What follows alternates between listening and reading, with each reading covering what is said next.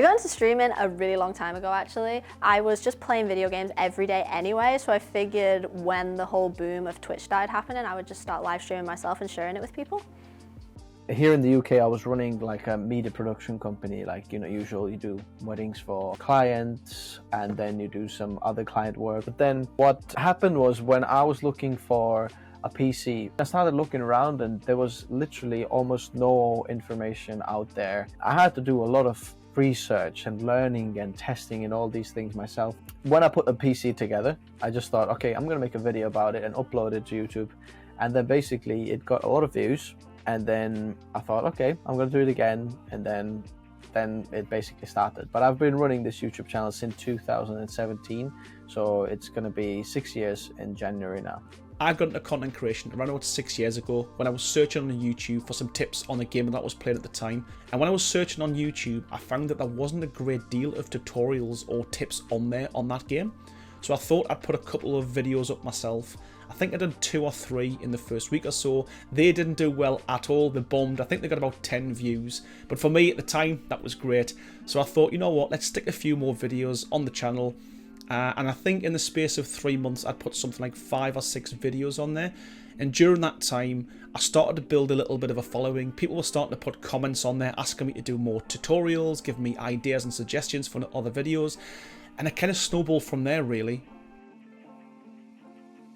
The equipment that I use mostly at the moment for streaming is my VR headsets because I do a lot of virtual reality games. I have the Valve Index, which is my favorite headset, and I also sometimes use the Oculus Quest when I do more mobile games, you know, moving around. I use the Logitech C920 for my normal streams, like just sitting at my desk, and I use the Sony a6100 for my big mixed reality setups with the green screen. So just some of the equipment I'm using here. I've got a 3 camera setup. There's one main camera, one side camera that's somewhere set up for B-roll right now, and there's a top camera over there as well when I'm doing top-down things. And when we're building PCs, you can show something like, oh look, this is a graphics card here, and you can show the top-down. The reason you have in different angles is if you need to ever cut something out, you can just change the camera angle and then you can hide the cut. To record audio on my channel, I'm using something that's called the Tascam DR10L microphone. This thing just records it into that tiny little pack. It comes with a lapel microphone that I'm already using. Right now I'm using this for wireless because it's sending it to all this recording equipment here wirelessly. But that little thing, that's how I'm recording all my videos. Absolutely fantastic thing. And it doesn't cost that much. So if you're looking for something very, very good, that's the one. The main equipment I use for my streaming setup is my custom built PC by box.co.uk. Can't live without that thing, it's an absolute must. I'm also a big fan of the Elgato product range as well. So I use their Facecam, which is a 1080p webcam. I also use their Wave 3, which is the microphone. And I also have a Stream Deck, which I use to cycle between different scenes during a live stream. The right equipment for streaming is very important. I actually streamed for a lot of years with a really bad microphone and not very good internet connection too. And it had a really big effect on my stream. It's really hard for people to watch when the quality isn't good. So I recommend getting a good microphone, and also to get just a decent middle of the road camera, not anything too expensive, but get some good lighting going on because it makes a huge difference. It can make your camera look really high quality. So I've got quite a crazy setup here. This is not how I started. I started with just one dinky camera somewhere in the middle. You can see some of the earlier videos. It's quite embarrassing. When you see someone with a lot of equipment, it seems to be like very intimidating, but I promise you no one started off like that. So I've been doing exactly the same thing, slowly buying one thing, saving up, buying another one. But I think the main thing is camera, video, and audio. If you are doing video, then bear in mind that audio is as important as video. They're 50-50. You can have a very, very good camera, like this is a 6K camera, you think, wow, but if the audio sounds something like that, then this is going to be horrendous for you to listen. You don't want to be here.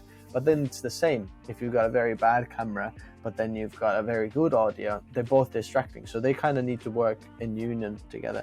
I don't think it's that important to have the best equipment, especially if you're first starting out as a new streamer or a YouTube content creator. For instance, when I first started, I used an Xbox 360. I was using the inbuilt app that the console came with to stream over Twitch.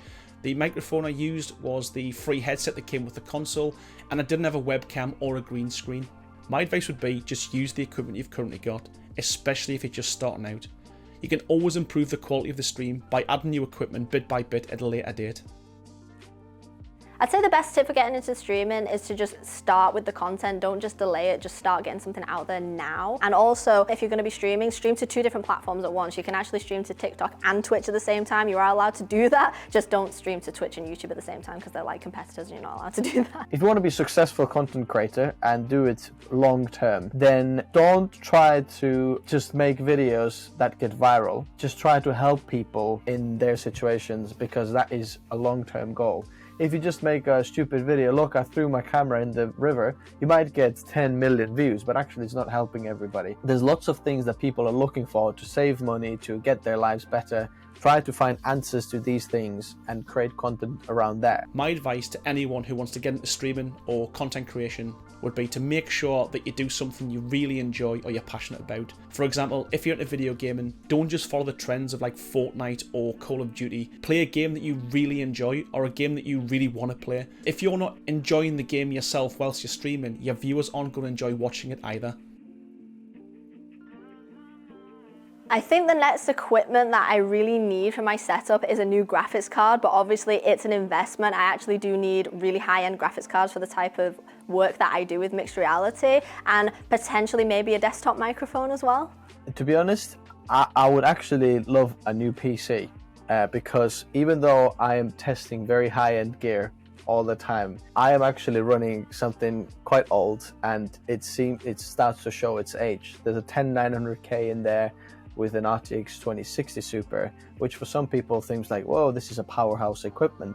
But actually, when you're editing multicam video with 6K, 4K, and 4K altogether with color grading on top, trying to export it to 8K all the time, it takes a long time. And if you're getting paid for that time, it starts to be very, very tedious. I think the next thing I'll be investing in on my setup will be a good lighting system, and also probably a high-end camera like a DSLR camera.